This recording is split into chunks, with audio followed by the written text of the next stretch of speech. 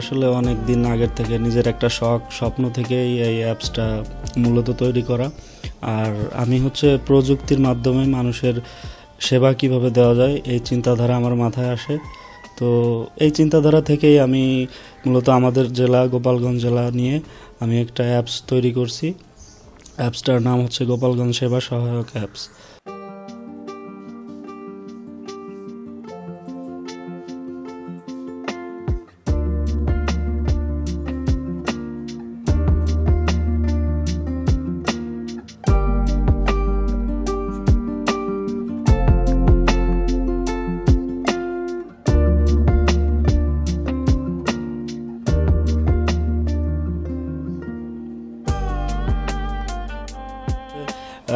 এই অ্যাপসটার ভিতরে সাধারণ জনগণ যে সেবাগুলো পাবে, যত ইমার্জেন্সি নাম্বার সমূহ আছে গোপালগঞ্জ জেলার, আপনার হাসপাতাল বলেন, ফায়ার সার্ভিস বলেন, অ্যাম্বুলেন্স বলেন, তারপরে থানা, তারপরে আইনজীবী, দলিল লেখক, A to Z এভরিথিং যে সার্ভিস সমূহ আছে তার জরুরি নাম্বারগুলো। এবং সবথেকে বড় সুবিধা এটিতে আমাদের সাংবাদিক যারা আছেন, এই অ্যাপসের ভিতরে সাংবাদিকদের সাথে যোগাযোগ করার একটা ব্যবস্থা রয়েছে এবং প্রতিটা চ্যানেলের সাংবাদিকদের নাম্বার এই অ্যাপসের ভিতরে পাবে।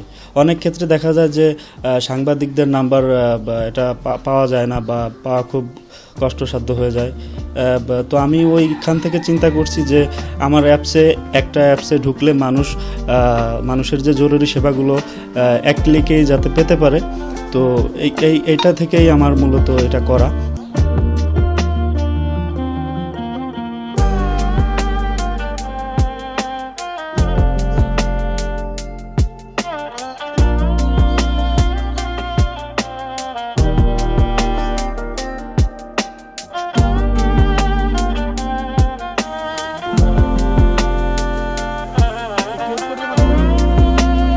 টোটাল যদি খরচ ধরা হয় সেটা প্রায়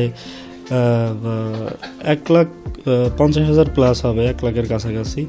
আর এটার জন্য মিনিমাম যে একটা কস্ট আছে পার মান্থলি, এটার একটা সার্ভার খরচ আছে। এই অ্যাপসটি মূলত আমার নিজ উদ্যোগ থেকে করা এবং এটি আসলে বলতে পারেন মূলত আমার নিজ উদ্যোগ থেকেই করা। এখন এ ব্যাপারে যদি ঊর্ধ্বতন কর্তৃপক্ষ এবং সরকারের মহল যারা আছেন তারা যদি এই ব্যাপারটি দেখেন, এ ব্যাপারে সহযোগিতার হাত বাড়িয়ে দেয়, আমি এটাকে ভবিষ্যতে আরও আপডেট করতে পারবো।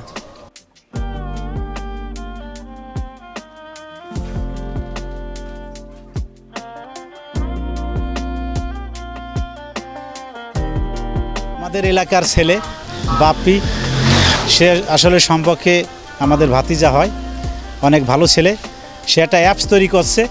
অ্যাপসের যাবতীয় সেবামূলক কাজ অ্যাপস থেকে পাওয়া যাবে। আমি চাই এই এলাকার যারা শিক্ষিত এবং বেকার যারা ঘুরে আছে তারা এদিকে একটু লক্ষ্য রাখুক এবং বাপ্পিকে ফলো করুক।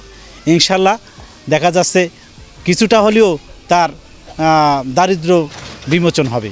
ওর অনেক পরিশ্রম হয়েছে, এই দীর্ঘদিন এটা চেষ্টা চালাই যাচ্ছে, তারপরে সফলতা পাইছে।